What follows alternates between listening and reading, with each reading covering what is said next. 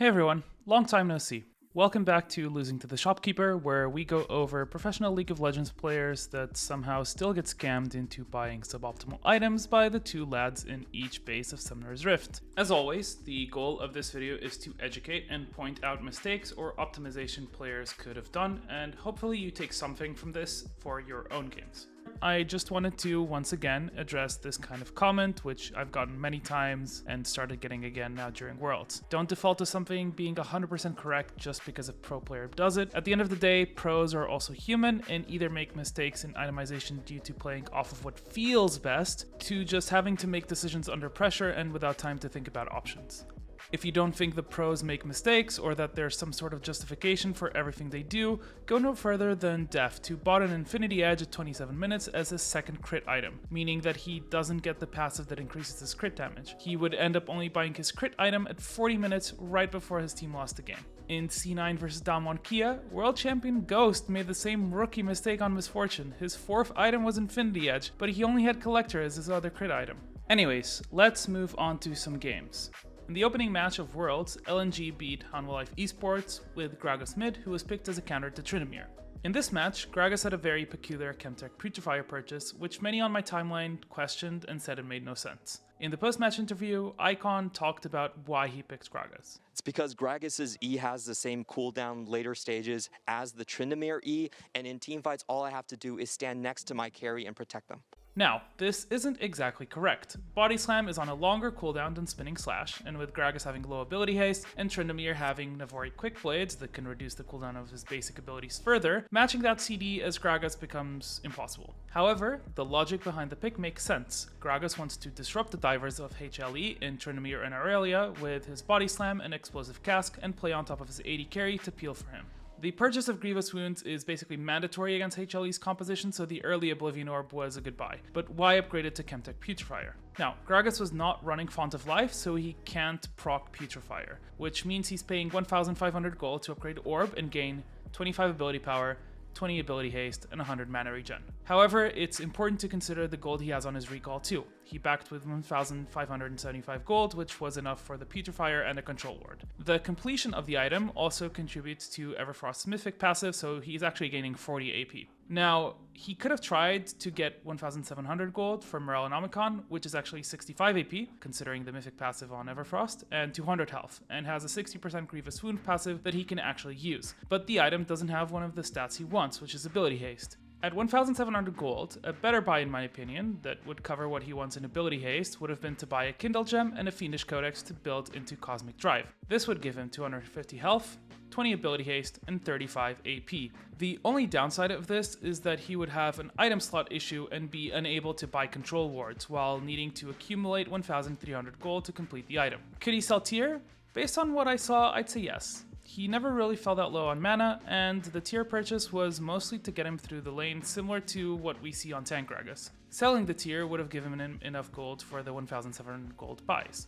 Now, I don't think the Putrifier buy was scandalous. There is a certain importance of buying items that give immediate strength, especially given that they had dragon spawning in a minute.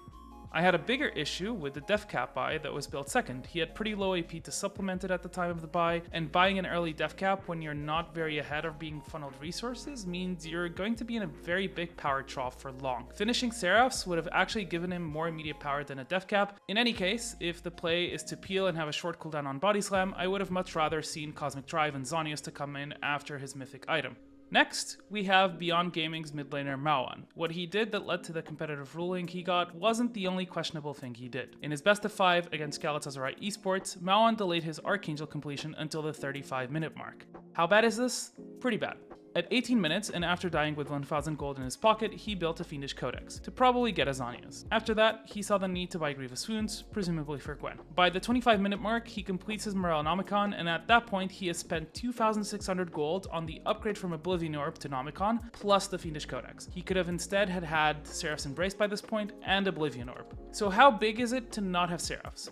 Well, the passive on Seraph's Embrace would have given him 139 ability power due to bonus mana from Everfrost, Biscuits, and Manifold Band. In addition, Ryze scales with mana. His spells scale off of bonus mana, and his passive gives him bonus mana with AP, which in turn stacks recursively with Seraph's Embrace. At 25 minutes, and with his current build, Maoan had 237 AP. With Seraphs and Oblivion Orb instead, he could have had 361. On your screen are damage comparisons of the two builds pre-mitigation. As you can tell, the difference is pretty sizable. To top it all off, he actually also didn't proc the 60% Grievous Wounds passive from Realnomicon until 35 minutes in, which isn't too surprising given that the main target he wants to hit isn't always in reach. Seraph's completion is a huge spike, and delaying it should be avoided whenever possible, especially on a champion like Ryze. In Game 5 of the semifinals between Damwon and T1, Ghost did something similar on Ziggs, sitting on a fully stacked tier as he finished Morellonomicon and a Horizon Focus. Grievous Wounds here is fine as a buy against Aphelios and Xin, and has synergy with Liandry's, but it's not super necessary early on, especially with how Damwon was playing fights by poking and outranging. At level 11, his build cost him 7,200 gold and gives him 236 AP. Had he focused on finishing Archangel Staff instead, he could have had 333 AP, which is almost 100 more AP for just another 100 gold. He also had enough gold for Archangel's components in all of his recalls. Lastly, there's FPX versus C9, the week 1 match, and this one was a bit of a mess. Gameplay aside, C9 should have won this match. Let's start with DoinB. Aside from losing to the Shopkeeper, DoinB also lost to Mobifier with a Q max on Malzahar. I checked around for multiple high elo and Malzahar OTPs and couldn't find a single one maxing Q, not even in this matchup. As a result, his early laning was even more susceptible to getting pushed in, and he completely gave up lane to Perks. Maxing Q also meant that he had to spam it because E isn't doing shit at clearing the wave. Then, moving on to the build, he decided to build Liandry's and Dizanius into Abyssal Mask. Now, I can understand Dizanius, but the Abyssal Mask makes absolutely no sense. Not only is the only main magic damage threat the Ryze, you can only proc it with immobilizing effects, so Malzahar can only proc it with his ult. To add on to that, by the time he finishes the item, 3 opponents already have QSS, and Camille would eventually build a 4th, which means playing around flash ulting to catch a target isn't really the angle for Malzahar, in which case having more damage from the rest of his kit would have been more useful, or even having a Ryze to help with utility. Either of those options would have been better than having the Abyssal Mask. Then there's LWX's build. He went for the full pan MF build with no crit. After Eclipse and Ghostblade, he went Serpent's Fang.